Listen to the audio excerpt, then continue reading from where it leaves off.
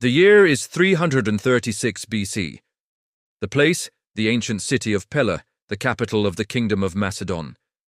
A wedding is being held that evening. King Philip II's young daughter is getting married, and the whole city is celebrating. There are banquets, there is dancing, and the king himself is in a great mood. But little does he know that tonight he will die a most horrible and mysterious death. Tonight, his own trusted bodyguard will stab him to death. In the presence of hundreds of people, Philip enters the theatre. It's time for the play to begin. But before the performance, there is a custom for the royal family to make an entrance. The audience is going wild. They cheer and applaud as their beloved king takes his seat right in the middle. The king is accompanied by his guards and some important nobles. All of them, seated right next to Philip, are his close friends and trusted men. One of them is Pausanias, Philip's close bodyguard. But the man has something up his sleeve. While no one is looking, he hides a dagger under his cloak. Suddenly, while everyone is distracted, a man runs onto the field. Everyone is taken aback. Who is this man? Why has he come onto the field during the performance? People are confused, but the man makes his way through the crowd. As he gets closer to the king, we can see his face clearly. It's Pausanias, the bodyguard. Before anyone can react, he plunges a dagger into the king's back. The entire audience is now on their feet. What is happening here? Is this planned? Is this a stunt gone wrong? Nobody knows. Philip is still seated on his throne, but he is holding his back. Blood is seeping through his robes. Soon, the king falls to the ground. He is dead. Who is this madman who just killed the king? Why did he do it? These questions echo through the ages. We may never get a clear answer, but historians believe they know who this man really is and why he assassinated the king. The motive, it seems, was personal revenge. Pausanias had been insulted by the king. Philip had taken away something that was very dear to him. But what was it? Was it his family, his wealth, or his honor? We don't know.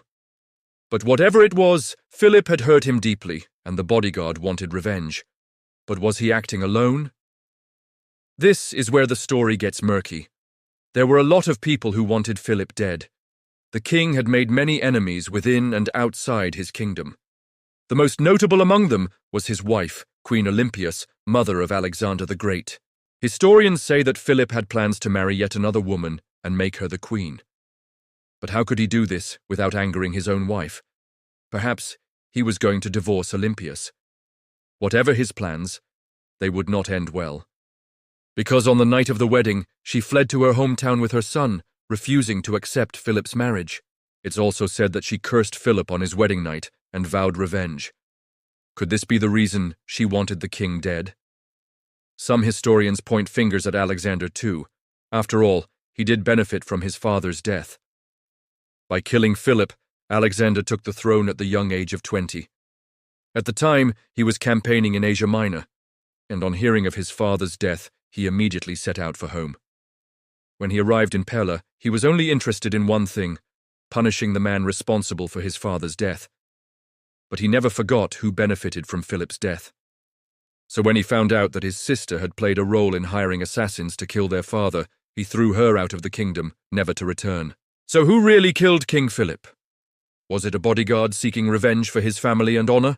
Or was it the king's own wife and son who were waiting for him to die so that they could take the throne?